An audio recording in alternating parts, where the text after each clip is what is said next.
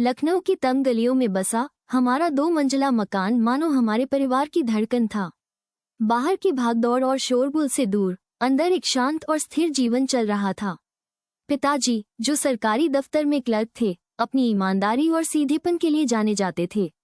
माँ, एक कुशल गृहिणी, जिन्होंने हम तीनों बहनों को अपनी ममता और संस्कारों से सींचा था। और फिर हम तीनों बहनें, बड़ी बहन अंजलि, जो हमेशा समझदार और गंभीर रहती थी, मैं राधिका, जो थोड़ी चंचल और सपनों से भरी थी, और सबसे छोटी हमारी लाडली दिव्या। दिव्या हम सबकी आंखों का तारा थी। उसमें एक अजीब सी मासूमियत थी जो हर किसी को अपनी ओर खींच लेती थी। उसकी बड़ी बड़ी आंखें जैसे झीलें हों, जिनमें ढेर सारे सवाल और सपने छिपे रहते थे। वो पढ़ाई में भी अव्वल थी और उसे हिंदी साहित्य से विशेष लगाव था। वो दिन भर कविताएं पढ़ती, कहानियां लिखती और अपनी कल्पनाओं की दुनिया में खोई रहती। हमारा परिवार एक आम भारतीय परिवार था, जहां परंपराओं का सम्मान किया जाता था और रिश्तों को सबसे ऊपर रखा जाता था। हर सुबह पिताजी मंदिर जाते और माँ तुलसी के पौधे में जल चढ़ाती। शाम को हम सब साथ बैठकर चाय पीते और दिन भर की बातें करते। दिवाली और होली जैसे त्योहारों में हमारा घर खुशियों से भर जाता था। लेकिन हर परिवार की तरह हमारी जिंदगी में भी उतार चढ़ाव आते रहते थे। पिताजी की कम तनख्वाह में घर चलाना मुश्किल होता था। अंजलि दीदी की शादी की चिंता माँ को हमेशा सताती रहती थी और मैं अपने भविष्य को लेकर अक्सर दुविधा में रहती थी। लेकिन इन सब के बावजूद हम सब एक दूसरे का सहारा बने रहते थे। दिव्या इन सब बातों से अनजान अपनी ही दुनिया में मगन रहती थी। उसे भविष्य की चिंता नहीं थी, उसे तो बस अपनी पढ़ाई और अपनी कविताओं से प्यार था। वो अक्सर मुझसे कहती, राधिका दीदी, मैं एक दिन बहुत बड़ी लेखिका बनूंगी। मेरी कहानियां हर कोई पढ़ेगा। उसकी आंखों में एक चमक होती थी जिसे देखकर मुझे लगता था कि उसका सपना जरूर सच होगा। समय बीतता गया। अंजलि दीदी की शादी हो गई और वो अपने ससुराल चली गई। घर में एक खालीपन सा आ गया जिसे भरने की कोशिश हम सब करते रहे। मैं भी कॉलेज खत्म करके नौकरी की तलाश में जुट गई और दिव्या अपनी पढ़ाई में और भी ज्यादा मेहनत करने लगी। एक दिन दिव्या ने मुझे एक खबर सुनाई। उसकी कविता एक राष्ट्रीय स्तर की प्रतियोगिता में चुनी गई थी। वो बहुत खुश थी और उसने मुझे गले लगा लिया। मुझे भी बहुत खुशी हुई। मुझे लगा उसका सपना अब साकार होने वाला है। प्रतियोगिता दिल्ली में थी और दिव्या को वहां जाकर अपनी कविता पढ़नी थी। हमारे परिवार के लिए यह एक बहुत बड़ा अवसर था। पिताजी ने उसे जाने की इजाजत दे दी और माँ ने उसके लिए नए कपड़े बनवाए। मैंने उसे ढेर सारी शुभकामनाएं दी और कहा, दिव्या तू जरूर जीतेगी। दिव्या दिल्ली गई और उसने अपनी कविता पढ़ी। उसकी कविता सुनकर सब लोग हैरान रह गए। उसकी कविता में एक अद्भुत गहराई थी, एक ऐसी भावना थी जो हर किसी के दिल को छू गई। उसे प्रथम पुरस्कार मिला। जब दिव्या वापस आई तो उसका स्वागत एक हीरो की तरह हुआ। पिताजी ने उसे गले लगा लिया और माँ ने उसकी आरती उतारी। मैंने उसे अपनी आंखों में आंसू भरकर देखा। मुझे गर्व हो रहा था कि वो मेरी छोटी बहन है।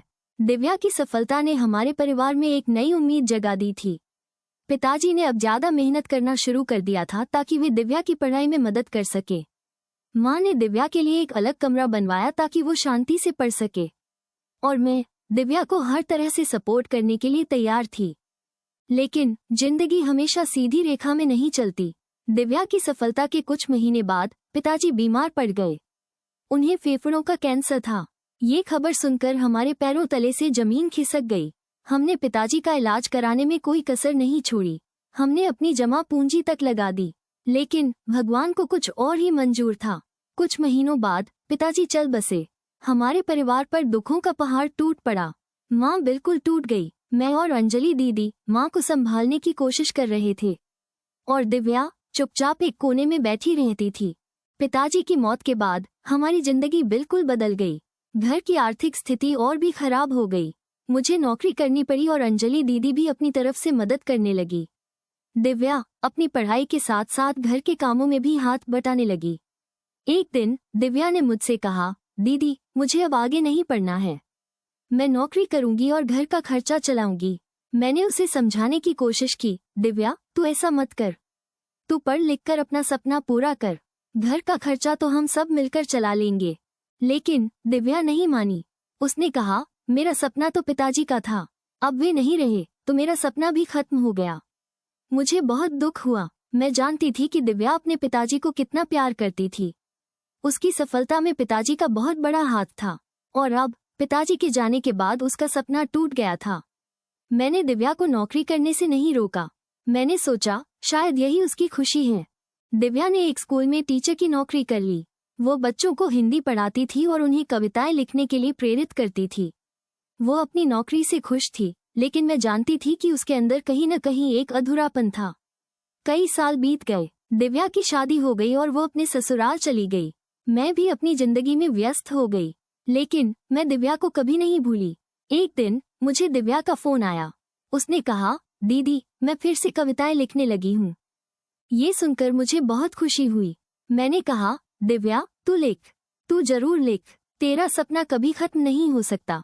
दिव्या ने फिर से लिखना शुरू किया और कुछ ही सालों में वो एक जानी मानी लेखिका बन गई। उसकी कहानियां और कविताएं हर अखबार और पत्रिका में छपने लगीं। उसे कई पुरस्कार भी मिले। एक दिन दिव्या ने मुझे अपनी किताब भेंट की। किताब के पहले पेज पर उसने लिखा था, मेरी बड़ी बहन राधिका को, जिसने हमेशा मेरा साथ दिया। मैंने किताब को अपनी आंखों से लगाया। मुझे लग रहा था मेरा सपना सच हो गया। मेरी छोटी बहन दिव्या ने अपना सपना पूरा कर लिया था और यही मेरे लिए सबसे बड़ी खुशी थी।